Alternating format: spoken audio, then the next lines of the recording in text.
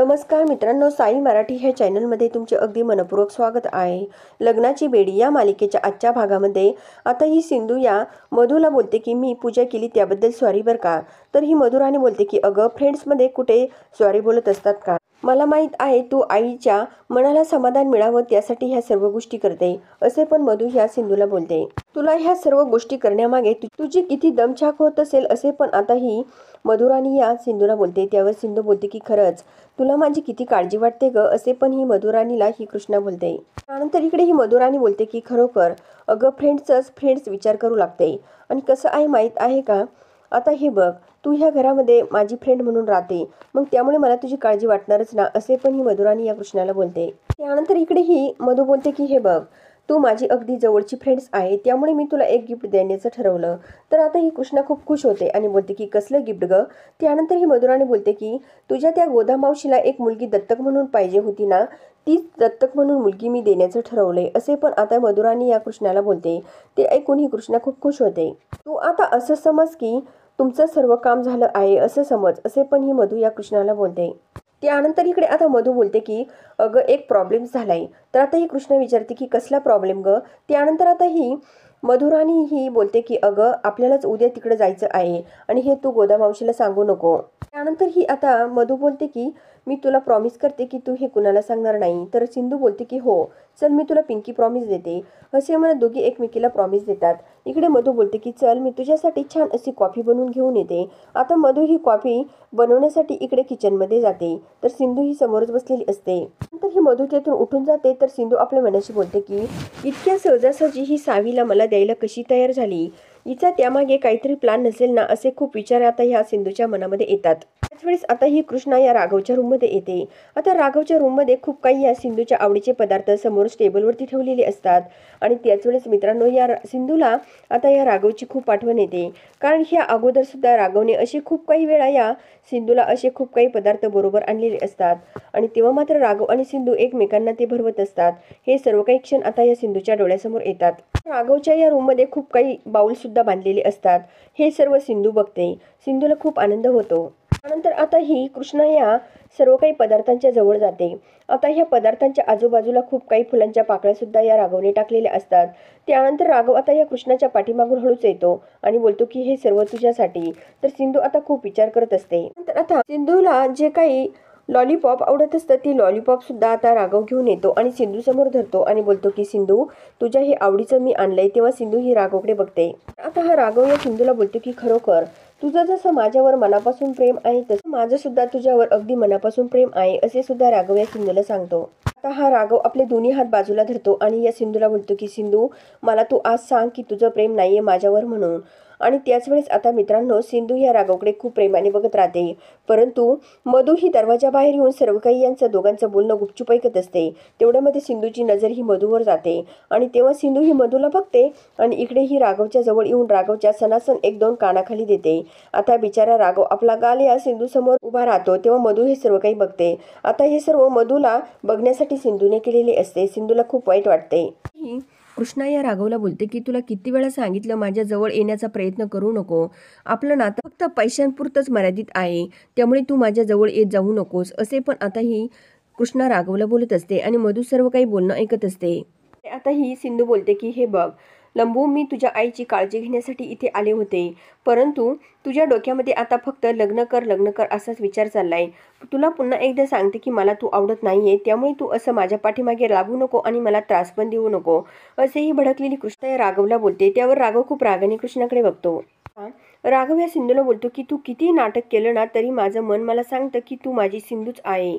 त्यावर ही कृष्णा बोलते की मी सिंधू बिंदू नाहीये, तुला एकदा सांगितलेलं समजत नाहीस का, असे पण आता सिंधू मोठ्याने राघवला बोलते।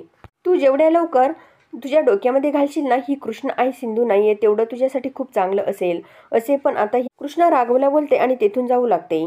त्यानंतर आता राघव या सिंधूला थांबवतो। राघव या कृष्णाला बोलतो की मला तू काय शिक्षा द्यायची ते दे। आता राघव या कृष्णाचे दोन्ही हात धरतो आणि आपल्या तोंडामध्ये मारतो। तर ही कृष्णा बोलते की लंबू तू काय करतोस हे, अरे मला तुझ्यावर असा हात उचलायला तू लावू नको, तू माझ्यामध्ये ज्या सिंधूला बघतो ना ती सिंधू नाहीच आहे, मी कृष्णा आहे कृष्णा, असे पण ही कृष्णा आता राघवला बजावून सांगते। आता ही मधू बाहेरून सर्व काही गुपचूप ऐकत असते। सिंधू बोलते की अरे मी तुझी सिंधू शोधण्यासाठी देवाकडे प्रार्थना करते. तर आता राघव बोलतो की अगं तू जिच्यासाठी प्रार्थना करते ना ती तूच आहे आणि फक्त तू माझं प्रेम ॲक्सेप्ट कर, एवढंच कर असे पण आता राघव या कृष्णाला बोलतो. तेव्हा सिंधू ही या राघवकडे बघते. त्यानंतर मित्रांनो आता हा राघव या सिंधूचा हात पकडतो आणि तिला इकडे आपल्या स्वतःच्या रूममध्ये घेऊन येतो. इकडे ही मधू तेथून गायब होते. तर आता राघव बोलतो की मला तू शेवटचं एक सांग आता. आता ही कृष्णा बोलते की लंबू तू काय करतोस. आता राघव ह्या सिंधूला आपल्या रूममध्ये घेऊन येतो आणि ती रूमचा दरवाजा लॉक करून घेतो. त्यानंतर आता राघव ह्या सिंधूला समोरचं असणारं कपाट ओपन करून दाखवतो आणि त्याच वेळेस बोलतो की बघ सिंधू हे कपाट, अगं मी तुझ्यासाठी हे कपाट ओपन करून ठेवलंय का तर तुझ्या साड्यांनी हे कपाट पूर्ण भरावं असं मला वाटतंय असे पण आता राघव या कृष्णाला बोलतो. आता ही नालायक मधू आता पुन्हा या राघवच्या रूम समोर येते आणि ह्या दोघांचे पुन्हा काही बोलणे ऐकण्याचा प्रयत्न करत असते.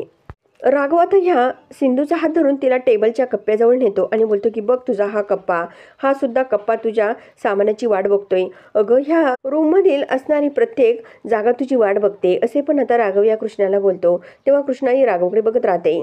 राघव आपले दोन्ही हात या सिंधूच्या गालाला लावतो आणि बोलतो की अगं सिंधू मला तुझा हाच स्पर्श अनुभव देतो की तूच माझी सिंधू आहे, का मला त्रास देते सिंधू असे पण आता राघव या सिंधूला बोलतो. त्यानंतर आता हे मधू सर्व काय ऐकत असते. त्यानंतर राघव बोलतो की अगं प्लीज सिंधू सांग ना की तू माझी सिंधू आहे. आता सिंधू ही आपल्या मनाशी बोलते की मला माहीत आहे मधू आमचं सर्व काही बोलणं चोरून ऐकत आहे आणि मी जर हे सर्व काही आता राघवला सांगितलं तर सावीच्या जीवाला धोका होऊ शकतो. त्यामुळे राघव मला पण तुमच्यापासून दूर राहताना खूप त्रास होतो, हे मी तुम्हाला कसं सांगू ओ राघव असे पण आता ही सिंधू आपल्या मनाशी बोलते. त्यानंतर मित्रांनो आता ही सिंधू या राघवला बेडवरती बसवते आणि समोर असणारा राघव सिंधू सावी विनूचा फोटो या सिंधू राघवच्या हातात देते आणि बोलते की तू टेन्शन घेऊ नको, अरे जे आपलं असतं ना ते आपल्याला कधी ना कधी मिळतच असतं, फक्त त्याला येण्याची योग्य वेळ असते, त्या योग्य वेळची वाट बघावी लागते असे पण आता ही सिंधू या राघवला बोलते. त्यावर राघव सिंधूकडे बघत राहतो. कृष्णा दरवाजामध्ये जाते आणि दरवाजामधून पुन्हा रिटर्न येते आणि बोलते की लंबू तुला माहीत आहे का माझी गोदामावशी काय म्हणते. गोदामावशी म्हणते की आपण कुणावर प्रेम करण्यापेक्षा समोरचं जर कुणी समोरच्यावर प्रेम करत असेल तर त्याची कदर करायला हवी. मग तू माझ्याबरोबर का टाइम वेस्ट करतोय, तुझ्यावर तर कुणीतरी प्रेम करणार आहे ना, मग हा टाइम त्याच्यासाठी दे ना असे पण आता ही कृष्णा या राघवला बोलते. त्याच वेळेस ही सर्व काही ऐकून मधू खूप खुश होते.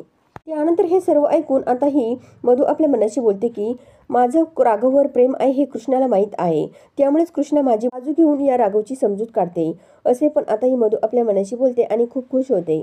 राघव खूप वैतागलेला असतो. राघव या सिंधूला बोलतो की हे बघ सिंधू, अगं तू कृष्ण आहे की सिंधू आहे, मला आता हे ओळखण्याचा खूप कंटाळा आलाय, मला स्टेलिबिटी हवी आहे आणि हे बघ मला आता काही ओळखायचं नाहीये, तुला जिकडे जायचं तिकडे जा, कसं वागायचं तसं वाग, फक्त माझी सावी मुलगी कुठे आहे तेवढंच मला सांग असे आता राघव या कृष्णाला बोलतो. तेव्हा मधू सर्व काही गुपचूप ऐकत असते. मी माझ्या सावीशिवाय जगू शकत नाही, मला तुझ्या ह्या गोष्टीचा खूप कंटाळा आलाय ग आणि मला तुझं तोंड सुद्धा बघायचं नाहीये, जा तू प्लीज माझ्या सावीला घेऊन ये, मी माझ्या सावीशिवाय जगू शकत नाही असे पण आता राघव या कृष्णाला बोलतो. तर कृष्णा या राघवकडे बघत राहते. मधू सर्व ऐकत असते. तर मित्रांनो राघव या सिंधूचा हात धरतो आणि हिला रूमच्या बाहेर काढून देतो आणि बोलतो की जा, मला तुझी तोंड सुद्धा बघायची इच्छा राहिलेली नाहीये, तू माझ्या सावीला फक्त माझ्याकडे आणून दे असे पण राघव या सिंधूला बोलतो आणि दरवाजा लॉक करून घेतो. त्यानंतर आता ही कृष्णा बाहेरच उभी राहते. तेवढ्यात मधू तिथे येते. मधू बोलते की काय गं कृष्णा तू आजच्या वेळेस इथे. तर आता ही कृष्णा बोलते की अहो मधुताई तुम्ही इथे कशा.